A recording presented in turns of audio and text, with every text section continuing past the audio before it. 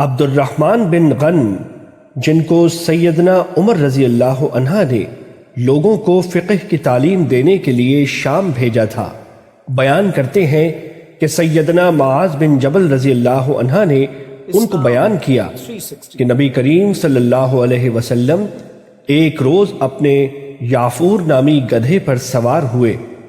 اس کی رسی کھجور کے پتوں کی تھی۔ پھر آپ صلی اللہ علیہ وسلم نے فرمایا، معاذ تم بھی سوار ہو جاؤ۔ میں نے کہا، اے اللہ کے رسول، آپ چلیں، میں پیدل ہی ٹھیک ہوں۔ لیکن آپ صلی اللہ علیہ وسلم نے پھر فرمایا، تم سوار ہو جاؤ۔ پس میں آپ صلی اللہ علیہ وسلم کے پیچھے سوار ہو گیا۔ ہوا یوں کہ گدھا گر پڑا اور آپ صلی اللہ علیہ وسلم کھڑے ہو کر مسکرانے لگے، اور میں دل ہی دل میں افسوس کرنے لگا۔ پھر دوسری اور تیسری بار بھی ایسے ہی ہوا۔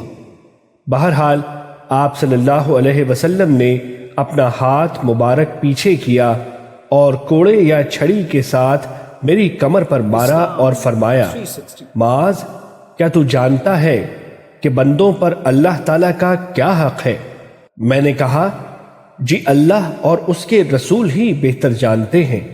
آپ صلی اللہ علیہ وسلم نے فرمایا، پس بے شک اللہ تعالیٰ کا بندوں پر یہ حق ہے کہ وہ اس کی عبادت کریں اور اس کے ساتھ کسی چیز کو شریک نہ ٹھہرائیں۔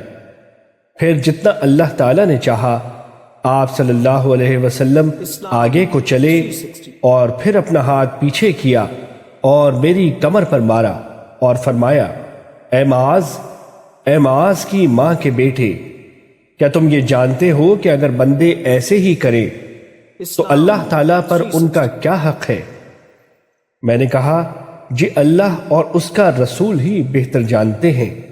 آپ صلی اللہ علیہ وسلم نے فرمایا، پس بے شک جب بندے ایسے ہی کریں تو ان کا اللہ تعالیٰ پر حق یہ ہے کہ وہ ان کو جنت میں داخل کر دے۔ حدیث نمبر 4، مسند احمد۔